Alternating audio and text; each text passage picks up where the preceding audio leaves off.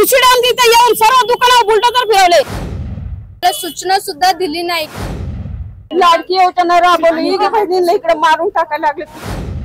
सर्व भुशीगावचे ग्रामस्थ आहोत। ह्या प्रशासनाने आमच्यावर खूप मोठा अन्याय केलेला आहे। झोपत मारल्यासारखं झालेला आहे। आमच्या गळ्यावर सुरी फिरवली एक प्रकारची। आता जे प्रकरण झालं, ज्या लोकांचा जीव गेला त्याच्या आम्ही काही कारणीभूत नाही, त्यांना आमची श्रद्धांजली आहे भावपूर्ण।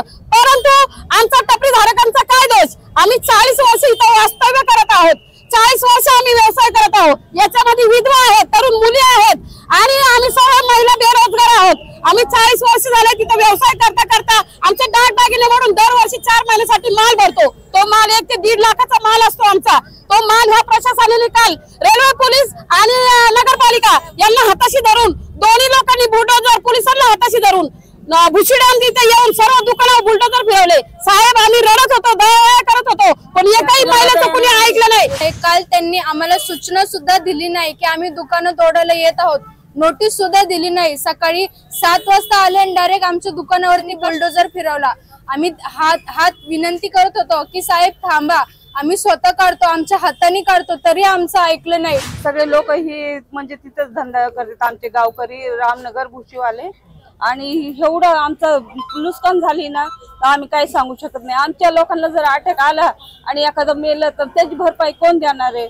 आणि मला मुख्यमंत्र्यांना एवढं सांगायचंय, त्यांना एवढं बोलायचंय की तुम्ही बहिणी म्हणून तुम्ही हे देताय का?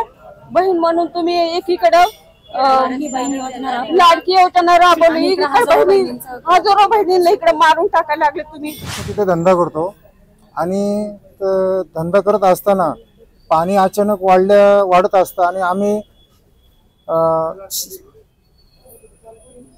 पाणी वाढलं की लगेच आम्ही कस्टमर लोकांना सांगतो पाणी वाढतंय, तुम्ही साईडला या, तरी कस्टमर लोक ऐकत नाही ना।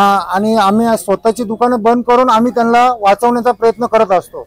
आणि 2016 मध्ये मी 6 लोकांना वाचवले। प्रशासनाला एवढीच मागणी करतो आम्ही की आमची दुकानं परत आहे त्या ठिकाणी लावून देणे आणि बांधून देणे। आमची जी नुकसान भरपाई झालेली आहे ती आम्हाला मिळावी ना। आम्ही दर वर्षाला आम्ही रेल्वेवाल्यांना पत्र देतो, आबा आम्हाला 4 महिने आम्हाला धंदा आहे, त्याच्यानंतर आम्ही आमचे दुकानं बंद ठेवतो।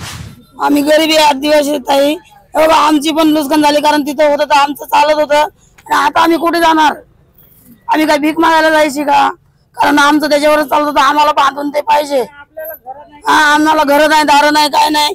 कुणी कामाला बोलवत होतं तिथं आम्ही जात होतो, कारण तेव्हा आमचं पोट भरत होतं। आणि आता सगळी दुकानं तोडली म्हणून आम्ही काय करणार? आता कुठं जाणार? कालपासून कुठे जाणार आम्ही? देश विदेशातील प्रत्येक घडामोडींचे लाईव्ह अपडेट मिळवण्यासाठी आता साम टीव्हीच्या सर्व सोशल मीडिया प्लॅटफॉर्मला लाईक, फॉलो आणि सबस्क्राईब करा। तसंच सर्व नोटिफिकेशनसाठी बेल आयकॉन प्रेस करायला विसरू नका।